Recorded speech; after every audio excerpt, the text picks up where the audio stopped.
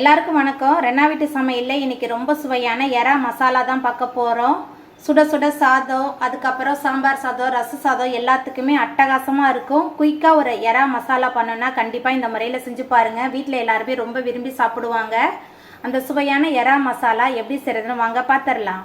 எறா மசாலா பண்ண போகிறோம். அடுப்பில் கடாய் வச்சுருக்கேன். 3 டேபிள் ஸ்பூன் அளவுக்கு எண்ணெய் சேர்த்துக்கலாம். எண்ணெய் சூடாகி வரட்டும். எண்ணெய் சூடாகி வந்துட்டு இதில் பொடியாக நறுக்குன 2 பெரிய வெங்காயம் சேர்த்துக்கலாம்.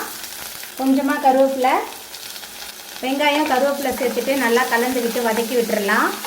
பெரிய வெங்காயம் நல்லா வதங்கி வந்துருச்சு. அதுக்கப்புறமா இதில் பொடியாக நறுக்கி வச்சுருக்கிற 2 தக்காளி சேர்த்துக்கலாம்.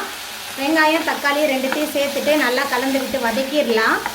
பெரிய வெங்காயத்துக்கு பதிலாக சின்ன வெங்காயம் சேர்த்து செஞ்சாலும் இந்த எறா மசாலா ரொம்ப ரொம்ப சூப்பராக இருக்கும். சாதத்தோட கலந்து சாப்பிட்லாம். சாம்பார் சாதம், ரச சாதம் எல்லாத்துக்குமே தொட்டு சாப்பிட்றதுக்கு ரொம்ப சூப்பராக இருக்கும். நல்லா கலந்து விட்டு வதக்கி விட்டுடலாம். வெங்காயம் தக்காளி 2த்தையும் சேர்த்துட்டு நல்லா கலந்து விட்டு வதக்கியாச்சு. அதுக்கப்புறமா இதில் 3 டேபிள் ஸ்பூன் அளவுக்கு இஞ்சி பூண்டு விழுது சேர்த்துடலாம். இஞ்சி பூண்டோட பச்சை வாசனை போகிற அளவுக்கு நல்லா கலந்து விட்டு வதக்கிடலாம். வெங்காயம் தக்காளி நல்லா வதங்கி இஞ்சி பூண்டோட பச்சை வாசனை போயிடுச்சு. அதுக்கப்புறமா இதில் கொஞ்சமாக மஞ்சத்தூள் சேர்த்துக்கலாம். 1/4 ஸ்பூன் அளவுக்கு மஞ்சத்தூள் சேர்க்குறேன். காரமான தனி மிளகாய் தூள் 1 டேபிள் ஸ்பூன் சேர்க்குறேன். இது ரொம்ப காரமாக இருக்கும். உங்கள் காரத்துக்கு தகுந்த மாதிரி நீங்கள் சேர்த்துக்கோங்க. கூடவே எறா மசாலாவுக்கு தேவையான அளவுக்கு கல்லுப்பு, மசாலா தூள், வெங்காயம் தக்காளி எல்லாத்தையும் சேர்த்துட்டு நல்லா கலந்து விட்டு வதக்கி விட்டுடலாம். வெங்காயம் தக்காளி மசாலா எல்லாத்தையும் சேர்த்துட்டு நல்லா கலந்து விட்டு வதக்கியாச்சு.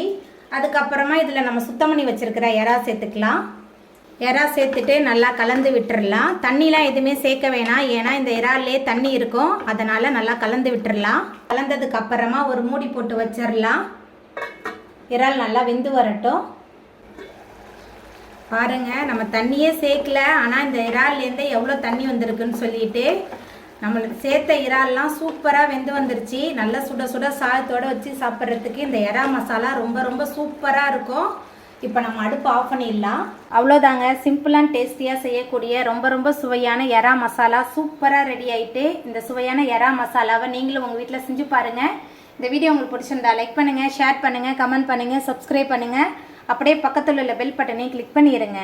என்னோடய வீடியோவை இவ்வளோ நேரம் பொறுமையாக பார்த்தவங்க எல்லாருக்குமே ரொம்ப ரொம்ப நன்றி.